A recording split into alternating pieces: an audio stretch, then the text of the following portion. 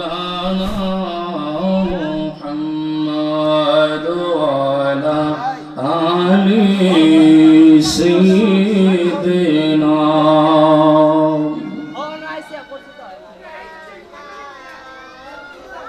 নবী গো আপনার ভালোবাসাই জীবনের গুণা জোরে যায় নবী গো আপনার ভালোবাসাই ওয়াইসাল কারণে জবাবা আল্লাহুম্মা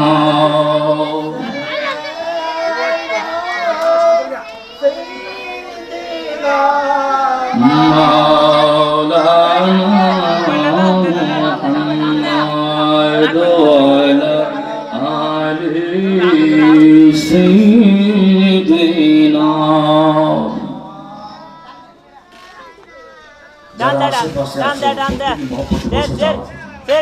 বসে যাওয়ার জন্য অনুরোধ করছি যারা আশেপাশে আছে মায়ের মহব্বতের সাথে রসুলের ভালোবাসা নিয়ে আপনারা প্রত্যেকে বসে যান একটি জিকির করে লা ইলাহা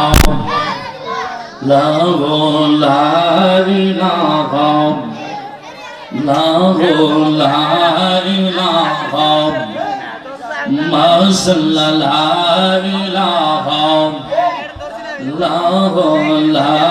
ইলাহা ওলি আমার মনের বেদনা হাই হাই বোঝাইলে কেউ বোঝে না ওলি আমার মনের বেদনা হাই হাই বোঝাইলে কেউ বোঝে না আইরে শোনাইলে কেউ শোনে না ভুল শোনাইলে কেউ শোনে না গैर শোনেন সাগে মদিনা লা ইলাহা মাশাআল্লাহ লা ইলাহা মারহাবা লা ইলাহা লা ইলাহা আমার মনের বেদনা হাই রে বোঝাইলে কেউ বোঝে না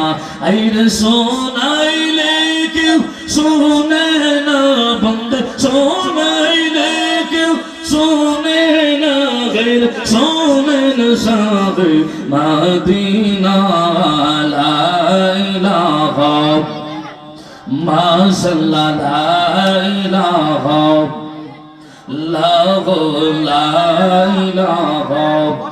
আমরা নবী কান্দের মদিনা যেতে ইমানদার ঠিকানা আমরা নবী কান্দের মদিনা যেতে ইমানদার ঠিকানা আমরা যাব শুনে মদিনা মন্ডে যাব শুনে মদিনা আল্লাহ পুরা মনে বাসনা লা ইলাহা মাশাআল্লাহ লা ইলাহা লা ইলাহা লা ইলাহা লা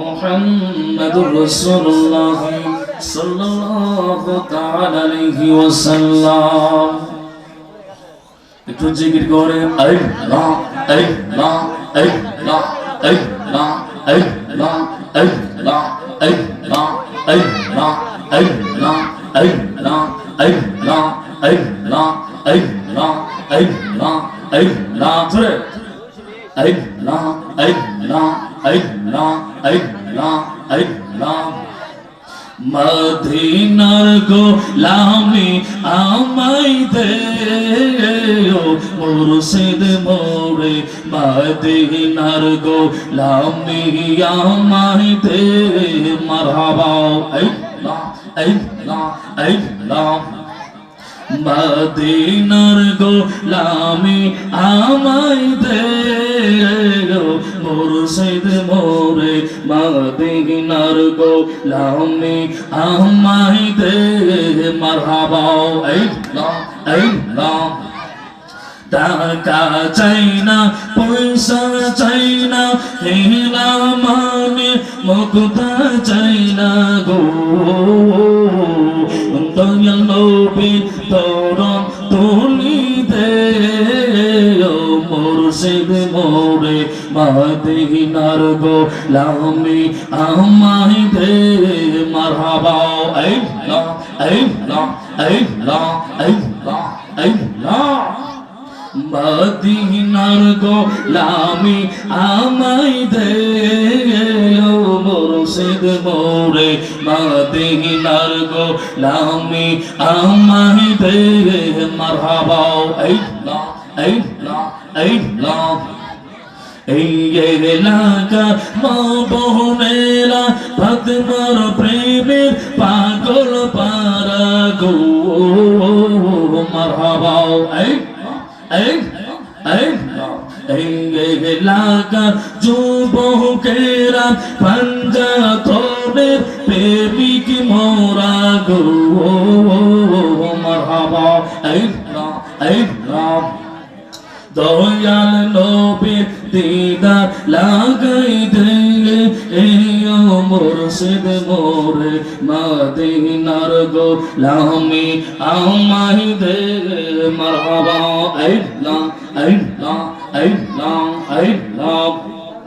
মদিনার গোলামি আমায় দে মুর্শিদ মোরে মদিনার গোলামি আমায় দে মারহাবা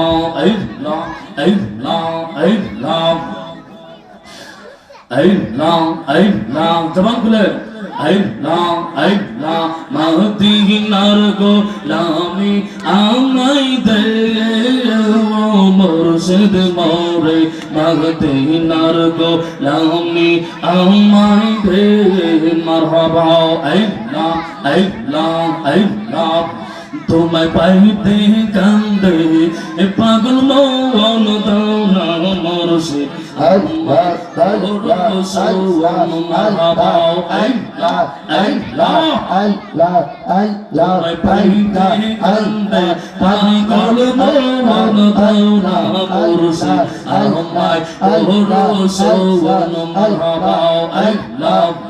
আমি কোন সাধনে পাইব মুর্শিদ তোমার রঙ্গা তুই চরণ আমি কোন সাধনে পাইব মুর্শিদ তোমার রঙ্গা তুই চরণ দাও না মুর্শিদ আমায় তোর সৌন মারহাবা আল্লাহ তোমায় পাইতে কান্দে পাগল মন দাও না মুর্শিদ আমায় তোর সৌন মারহাবা আল্লাহ আমি কোন সাধনে পাইব মুর্শিদ তোমার রঙ্গা তুই চরণ আমি কোন সাধনে পাইব মুর্শিদ তোমার রঙ্গা তুই চরণ দাও না মুর্শিদ আমায় তোর সৌন মারহাবা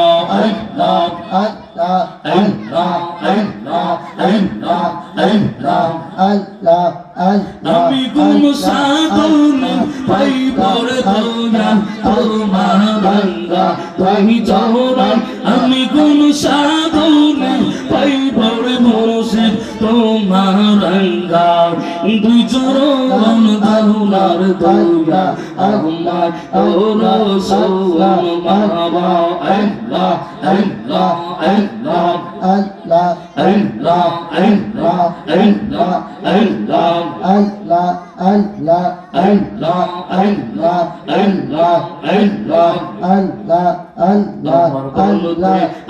আমি নাই গো তুমি নূর দেখা দিয়া শত কষ্টে সালা করো নিবারণ মুর্শিদ দেখা দিয়া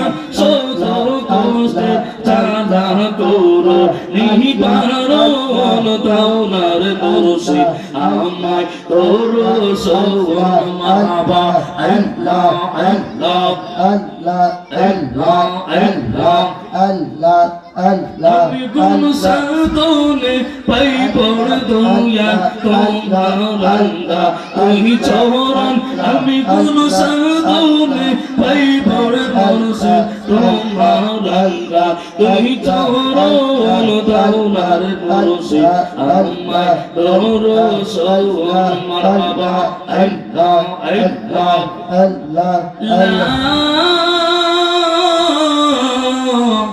ইলাহা ইল্লাল্লাহু মুহাম্মাদুর রাসূলুল্লাহ সাল্লাল্লাহু তাআলা আলাইহি ওয়াসাল্লাম।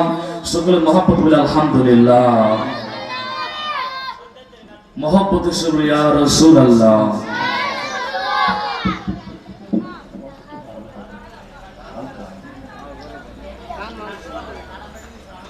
আল্লাহ পাক রব্বুল আলামিন আজকের এই আজিম শান সুন্নি মহাসম্মেলনের আসা এবং বসার তৌফিক দান করতেছেন, এই জন্য মহব্বতে বলে আলহামদুলিল্লাহ।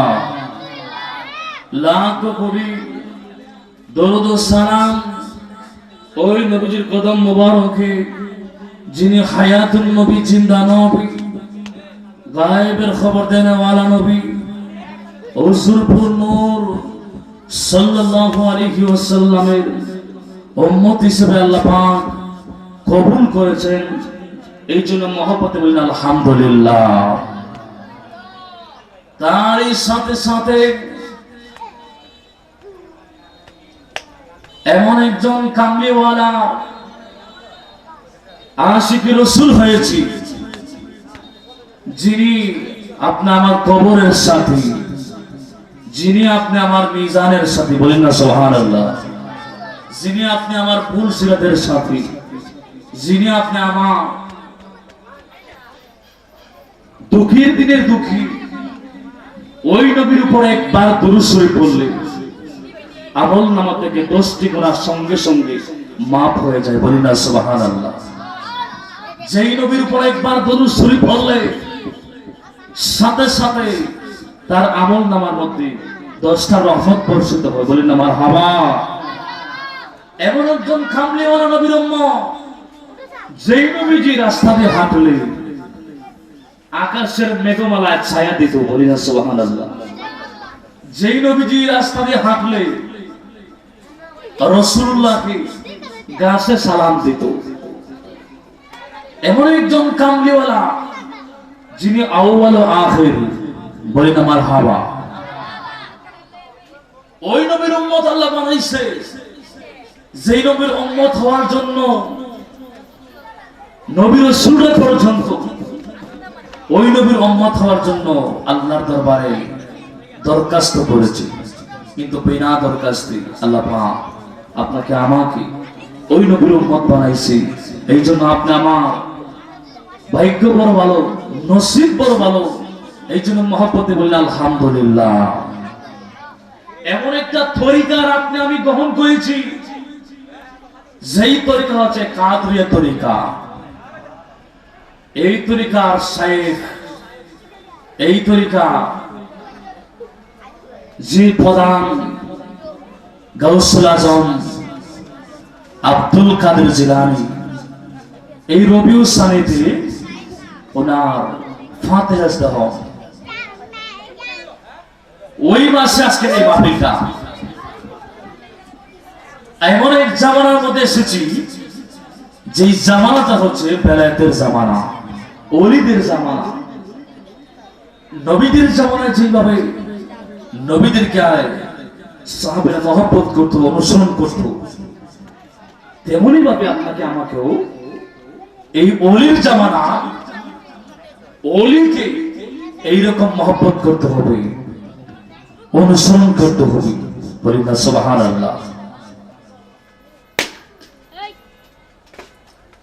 ইলমে শরীয়ত, ইলমে মারিফত, ইলমে শরীয়ত শিক্ষা অর্জন করার জন্য আল্লাহ পাক রব্বুল আলামিন কোরআনুল কারীমে আল্লাহর হাবিব হাদিসে মুবারকার মধ্যে বলেছে, তলাবুল ইলমি ফারিদাতুন আলা কুল্লি মুসলিম ওয়া মুসলিমা, নিশ্চয়ই সমস্ত মুসলমান নারীর জন্য আল্লাহ ইলম শিক্ষা ফরজ করে দিয়েছে। এই জন্য ইলম শিখতে হবে, আলেম বানাতে হবে। আলেম তৈরি করলে কেমন লাভ? রাসূল হাদিস শরীফের মধ্যে বলতেছেন, যে ব্যক্তি একজন আলেম বানাবে, আলেম সন্তান বানাবে, ওই ব্যক্তিকে আমার আল্লাহ হাসরের ময়দানে নূরের টুপি পরাইয়া ফিতা এবং মাথাকে আল্লাহ হাসরের ময়দানে উঠাইবে। বলি না সুবহানাল্লাহ। তাহলে আলেম বানাইবার দরকার আছে না নাই? একজন আলেমের কতটুকু সম্মান আল্লাহর হাবিব বলেন, যদি কেউ আত্মীয় স্বজন দর্জন যদি জাহান্নামী হয়ে যায়, ওই দর্জন জাহান্নামীকে জান্নাতি করার জন্য একজন আলেমের যথেষ্ট। একজন আলেম যদি হইতে পারে রে, ওই বংশের মতে দর্জন জাহান্নামীকে জান্নাতি বানাইবার একমাত্র অধিকার রাখে একজন আলেমের। বলেন না সুবহানাল্লাহ। বন্ধুরে আমার, ও বাবারা, ও খরিয়ালার বন্ধু, ও আমার মা বোনেরা গো, আল্লাহর হাবিব বলেন গো, যেই ব্যক্তি একজন আলেম বানাইবে, তার বংশের যদি 10 জন জাহান্নামী হয়ে যায়, ওই 10 জনকে জান্নাতি বানাইবার জন্য পৃথিবীর অন্য কোন অস্ত্র প্রয়োজন নাই গো। একটা মাত্র অস্ত্র হলো, যদি সে আলেম হয়, ওই আলেমের বিনিময়ে হাসরের ভিতরে ওই ব্যক্তিরা বলবে, ও আল্লাহ গো,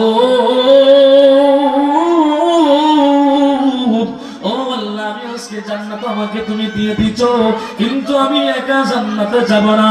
আল্লাহ ডাকতে বলবে, বান্দারে, ও বান্দারে, তুমি কেন জান্নাতে চাইতে চাও না? ওই ব্যক্তিটা বলবে, আল্লাহ, ও আল্লাহ গো, আমি কিন্তু আলেম এমনিতে হই না, আমার মা আমার বাবা কষ্ট করেছি, আমার বংশ কষ্ট করেছে, এই জন্য আমি আজকে আলেম হয়েছি। আমি আজকে এত কষ্ট করে আলেম হওয়ার পরে যদি আমার ফ্যামিলির মধ্যে, যদি আমার বংশের মধ্যে এইরকম জাহান্নামী হয়ে যায়, আল্লাহ আমি এটা মানতে পারি না। আমার সেই জাহান্নামী আত্মীয় স্বজনদেরকে আজকে আমি আলেমের কারণে আজকে এদেরকে দুজক থেকে জান্নাতি বানায়া দাও। বলেন আল্লাহু আকবার। আল্লাহ ডাকতে বলবে, ও দুনিয়ার মানুষ, আজকে আমি তোমার কারণে, তুমি আলেমের কারণে, আজকে আমি তোমার সেই 10 জন জাহান্নামীকে আমি আজকে ইলম শিক্ষা করার জন্য, ইলম শিক্ষা করার কারণে আমি তোমাকে 10 জন জাহান্নামীকে আমি আল্লাহ আজকের জান্নাতের সুসংবাদ দিয়েছি। বলেন না সুবহানাল্লাহ। হাসরের ময়দানে একজন আলেমের কতটুকু সম্মান হবে? শুধু তাই নয় বন্ধুরে, ওই দিন একজন আলেমের কতটুকু সম্মান, ওই ব্যক্তির পিতা এবং মাতা 2 জনকে আমার আল্লাহ জান্নাতি মুকুট পরায়া রে জান্নাতি ঘোষণা করে দিবে। কেমন সম্মান শুনে! এই জন্য আমার মা, ও আমার বাবার বন্ধুরা রে, একজন সন্তানকে আলেম বানাইবেন, যে আলেমে আপনার ফ্যামিলির মধ্যে 10 জন জাহান্নামীকে জান্নাতে বানাইতে পারবে। তাহলে আপনাকে আমাকে আলেম বানাইতে হবে। বলেন ঠিক কি না? শুধু এখানে শেষ নয়, আল্লাহর হাবিব বলে গো, মানুষ যখন মারা যায় ওই মানুষের দুনিয়ার সব আমল বন্ধ হয়ে যায়, মাত্র 3টা আমল বন্ধ হয় না। বলেন না কয়টা? 3টা আমল বন্ধ হয় না।